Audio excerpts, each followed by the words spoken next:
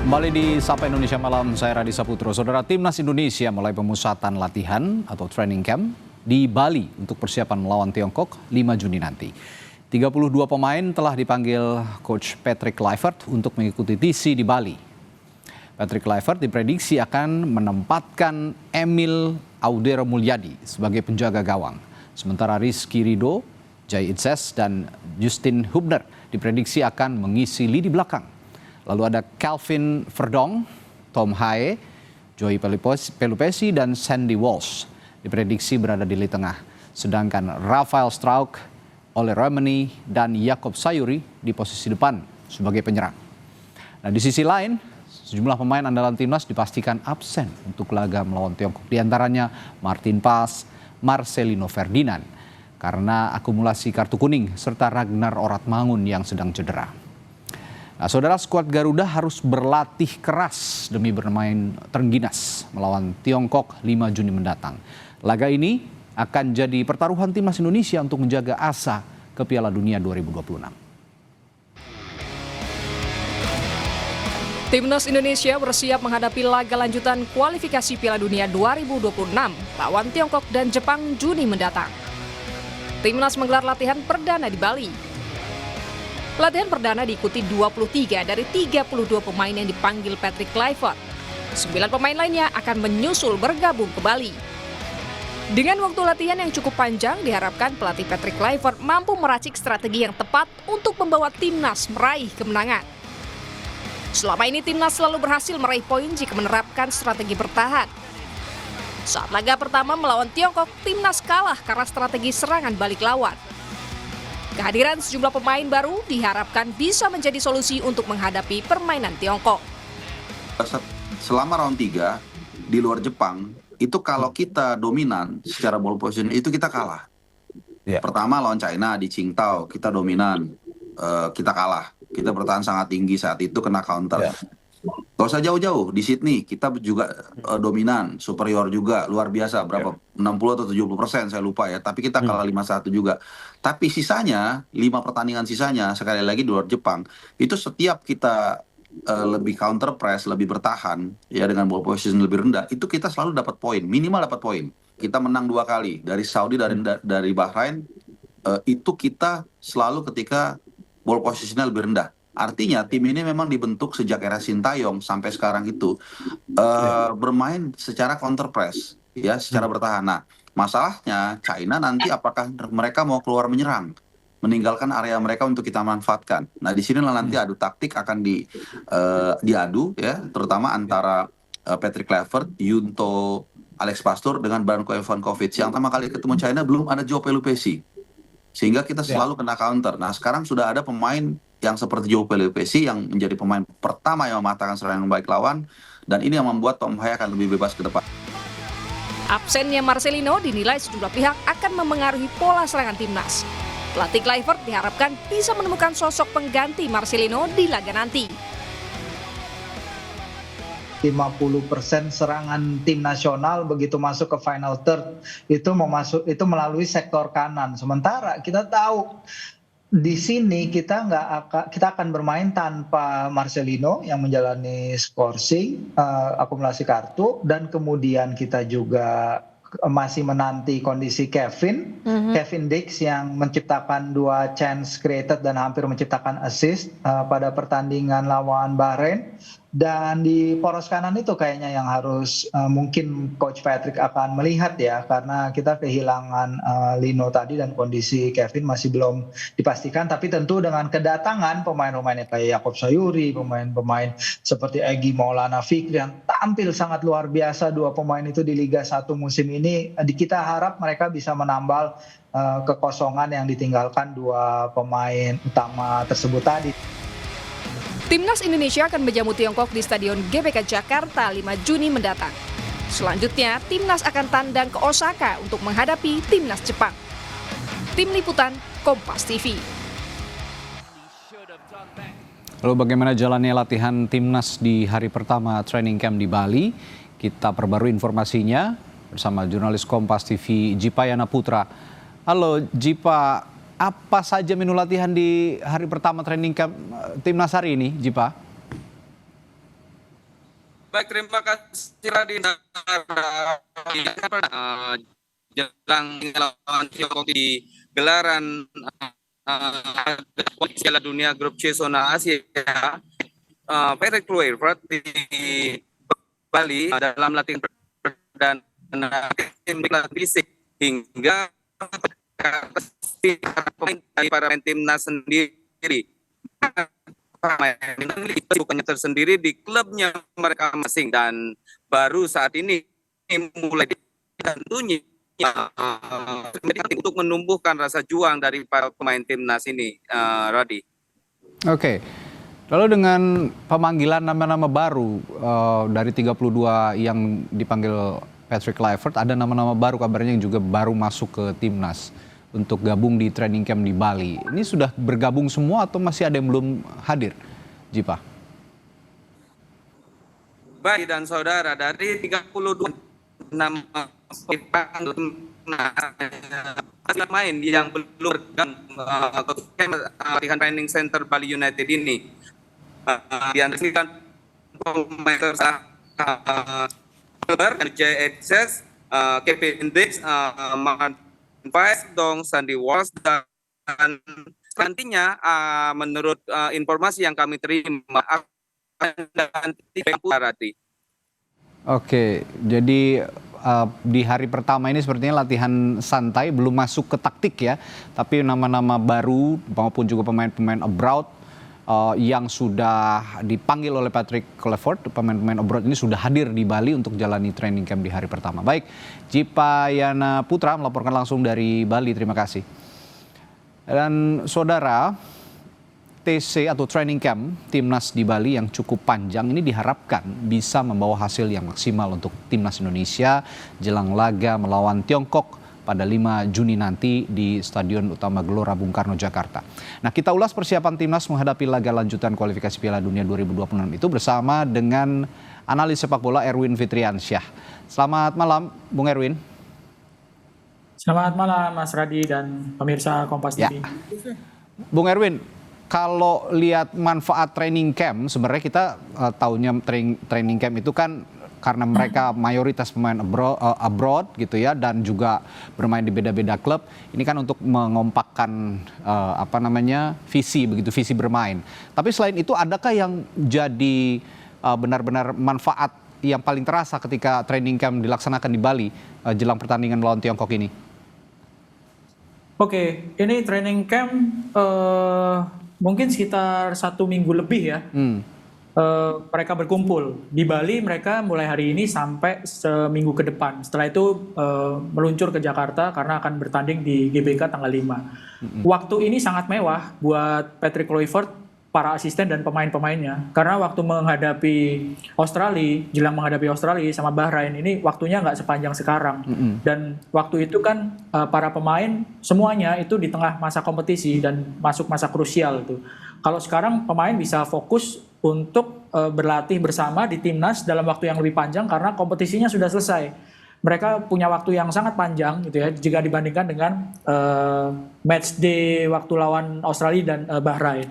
Jadi waktu lawan Australia itu kan yang dari Eropa langsung ke Australia gitu ya, nggak sempat ke Jakarta karena mainnya di Australia. Nah ini beda, mereka bisa bisa berlatih bersama dalam waktu yang cukup panjang dan dilakukan di Bali, di Gianyar, di training center punya Bali United. Harapannya sih bisa lebih fokus ya, karena kan tempatnya itu kan nggak di tengah keramaian, itu training center, mereka nginepnya di daerah Sanur juga. Dan menurut saya ini harus bisa dimanfaatkan secara maksimal ya. Karena apa? Ya ini partai krusial, pertandingan lawan China dan lawan Jepang, dan ketika menghadapi China dan berlatih di Bali, ada keuntungan soal adaptasi dari pemain-pemain abroad yang harus berlatih di tepi pantai, suhunya panas. Cuacanya panas, kelembapan tinggi. Harapannya sih bisa berguna ya adaptasi ini ketika main di Jakarta nanti. Ya, kalau kemarin lawan Australia kan Tidak hanya adaptasi waktu, adaptasi cuaca, kelelahan begitu ya. Nah, ini dengan waktu yang Bung Erwin tadi katakan cukup mewah begitu, cukup panjang, diharapkan adaptasi cuaca, waktu, kalau yang jet lag ini bisa beristirahat dulu begitu ya. Ini bisa kuncinya tadi lebih fokus untuk bisa memadukan tim begitu ya. Tapi untuk waktu yang Anda katakan cukup mewah ini berarti bisa lah ya untuk membangun chemistry antar pemain dalam waktu yang cukup lama ini? Dalam era sepak bola modern, untuk match day, menjelang match day, itu kan biasanya kalau di tengah kompetisi ada match day, itu kan 4 hari atau 5 hari itu udah cukup lama ya. Ya. Mereka yang dari Eropa kan harus melakukan perjalanan ke Indonesia ataupun ke Asia gitu ya. Tapi ini mereka lebih dari 5 hari gitu ya, sebelum menjalani pertandingan lawan China tanggal 5 nanti. Lebih dari 5 hari, bahkan mungkin sekitar 10 hari ya mereka bisa berkumpul bersama, berlatih gitu ya. Ini sangat-sangat sangat-sangat bermanfaat tentu, karena kan sekali lagi bahwa Coach Patrick Kluivert juga ketika menghadapi Australia dan Bahrain kan nggak punya cukup waktu yang lama untuk bisa melatih pemain-pemainnya, untuk bisa bertemu dengan pemain-pemainnya. Ketika menghadapi Australia itu mungkin sekitar 4 hari saja, 4-3 hari saja. Yeah. Lanjut lawan Bahrain. Setelah itu kan pertandingan lawan China ini waktunya sekitar 10 hari lah ya sebelum mereka bertanding, dan harusnya bisa lebih maksimal ya. Bagaimana menyiapkan tim, menyiapkan taktik, strategi, bukan cuma coach saja ke pelatih, ke pemain, tapi juga antar pemain kan. Oke, nah ini kan kalau kita bicara soal komposisi pemain yang dipanggil oleh Coach Patrick Kluivert, ada 32 dan 4 diantaranya adalah orang yang pernah dipanggil di timnas, lama tidak bermain di timnas dan sekarang dipanggil lagi. Ada Stefano Lillipali, ada Asnawi Mangkualam, dan juga Sayuri bersaudara, Yakob dan Yance. Kira-kira 4 orang ini yang pernah menghuni timnas dan tidak dipanggil lama dan sekarang dipanggil lagi, bisa nggak menghasilkan game plan atau pola permainan timnas yang berbeda dari yang sebelumnya kira-kira? Tambahan lagi informasi terbaru kan Septian Bagaskara nggak bisa hadir karena cedera. Digantikan Beckham Putra ya? Ada Beckham Putra. Betul. Ya, ada Beckham Putra. Jadi ada 5 orang pemain yang dalam tanda kutip baru gitu ya. Baru, karena ya, mereka sudah lama mereka sudah lama tidak bermain untuk timnas. Saya pikir kehadiran mereka bisa menjadi pilihan baru, menjadikan pelatih Patrick Kluivert punya banyak pilihan. Semakin banyak pilihan karena Marcelino nggak bisa main. Kalau dilihat dari di pertandingan lawan Cina kan sudah pasti nggak bisa main, sama Martin Paes juga kan. Jadi pilihannya kan semakin banyak. Kalau di posisinya Marcelino itu yang bisa mengisi kan ada Stefano bisa main di situ, Vanu bisa main di situ, terus Beckham juga bisa main di situ ya, di posisi gelandang ataupun di belakang striker. Jadi apakah bermanfaat? Ya harusnya bermanfaat. Tapi yang jelas adalah pilihannya semakin banyak Coach Patrick. Ya, belum lagi katanya kabar terbaru juga Sandy Walsh dan Mace Hilhurst juga diragukan ya bisa bermain atau tidaknya ini melawan Tiongkok. Jadi memang ada alternatif yang baru yang harus dimunculkan oleh Coach Patrick Kluivert. Kita sekarang bicara ke strategi, Bung Erwin. Kalau kemarin pada pertemuan sebelumnya melawan Bahrain, melawan Arab Saudi, tadi juga sempat dibahas sebetulnya. Kita itu tidak terlalu banyak menguasai bola, kita main counter press, counter attack begitu. Malah kita bisa jadi pemenang begitu. Jadi menang di pertandingan tersebut. Tapi melawan Australia, melawan yang sebelumnya juga melawan Tiongkok, kita bermain dengan gaya yang menyerang, tapi hasilnya kita kalah. Nah, apakah nanti lawan Tiongkok ini lebih baik kita bermain counter press atau counter attack atau bagaimana kira-kira? Saya nggak berani untuk menyarankan gitu. Tapi yang jelas gini, kalau misalnya pas lagi main counter attack-nya bisa menang ya itu bagus gitu ya. Tapi kan nggak selalu akan kejadian seperti itu gitu ya. Yang jelas adalah Indonesia harus main agresif ya. Entah itu dengan counter attack ataupun dengan menguasai permainan untuk bisa menang gitu. Karena kan yang dibutuhkan kemenangan. Lewat cara seperti apa ya Coach Patrick sudah punya rekam jejak dari pertandingan pertama lawan Arab kan, waktu main 1-1 di kandang lawan. Tapi setelah itu belakangan sempat terpukul lawan China ketika menguasai permainan. Nggak pernah kalah sebelumnya. Sementara China kan 3 kali kalah berturut-turut, tapi malah Indonesia menguasai permainan, malah kalah di kandang China. Jadi itu kan pasti menjadi referensi juga kan ya. Ya. Juga waktu menghadapi Bahrain, waktu menghadapi Australia. Kalau menghadapi Australia, saya pikir ada kecerdikan dari Australia ketika mereka membiarkan Indonesia menguasai permainan dan melakukan counter cepat gitu ya. Saya pikir kalau misalnya mau main menguasai permainan, ya harus dijadikan pelajaran ketika menghadapi Australia gitu. Bisa menguasai permainan tapi malah kebobolan 5 gitu, hanya bisa mencetak 1 gol. Harus bisa menjadi evaluasi sih kalau mau main cara seperti itu. Ya, nah kalaupun nanti mengandalkan counter attack itu bukan berarti kita juga pasif begitu kira-kira ya, Bung Erwin ya. Ini kita juga harus punya sistem pressing yang solid begitu di antara pemain-pemain, terutama pemain belakang dan juga pemain tengah. Nah ini juga mengapa saya singgung soal counter attack tadi, karena kita juga melihat celah di lini belakang Tiongkok yang kehilangan 1 pemain kuncinya, yakni Jiang Shelong. Apakah ini Anda juga melihat celah ini ada sisi bolongnya pertahanan ini bisa menjadi celah untuk kita bermain agresif, Bung Erwin? Ya, kesempatan itu ada itu ya. Tapi yang jelas gini, Indonesia pernah bermain agresif ketika main di China gitu ya. Dan ternyata kecolongan 2 gol terlebih dahulu sebelum Tom Hai bisa mencetak 1 gol. Artinya kalau misalnya mau mengulangi seperti itu, yang jelas harus lini pertahanannya harus lebih diperketat gitu. Kalaupun ada 1 atau 2 orang pemain China yang tidak bisa bermain, ya tentu itu sebuah keuntungan, bisa saja menjadi keuntungan. Tapi kan China juga datang dengan peluang yang masih sama besarnya dengan Indonesia untuk bisa lolos gitu. Jadi tetap harus waspada gitu. Meskipun ya peluang mungkin akan lebih banyak ke Indonesia karena Indonesia bermain di kandang. Tapi kalau kita boleh kasih saran kepada Coach Patrick nih, bagaimana Kluivert itu menyeimbangkan antara pendekatan menyerang yang menjadi ciri khasnya dengan kebutuhan bertahan yang melawan Tiongkok yang dimana kita juga harus menang dalam laga penting ini begitu, Bung Erwin? Bermain natural ya, artinya kalau bertahan terus mengandalkan counter attack itu kan juga sebenarnya menyimpan resiko gitu. Betul. Kalau bertahannya itu nggak solid kan juga lawan bisa mencetak gol gitu. Artinya bermain natural, mumpung Indonesia bermain di kandang gitu. Cuma dengan catatan itu bahwa ketika menghadapi Australia, ketika menghadapi China, itu kan kena serangan balik gol. Itu yang benar-benar menjadi menjadi kelemahan yang saya yakin sudah dievaluasi betul oleh Coach Patrick dan para asistennya gitu, dan pemain juga pasti sudah ada pembelajaran lah ya dengan pertandingan seperti itu ketika menguasai permainan tapi malah kebobolan banyak dan akhirnya kalah gitu. Dan yang harus diingat juga kita bermain di SUGBK, ada pemain ke-12 yang punya andil memberikan motivasi lebih untuk timnas Indonesia. Kira-kira akan terlecut lagi semangatnya pemain-pemain kita atau malah jangan-jangan demam panggung di depan publik sendiri? Ya, waktu main di GBK yang bisa menang itu hanya Jepang. Kalau bicara Jepang memang udah berada di level yang lain lah ya. Bukan di level Asia lagi. Mereka levelnya sudah di Eropa dan mereka sudah dapat tiket lolos gitu. Australia bisa ditahan imbang, Arab Saudi kalah, Bahrain kalah. Dengan dukungan yang seperti itu ya harusnya itu bisa menjadi sebuah lecutan semangat yang positif gitu.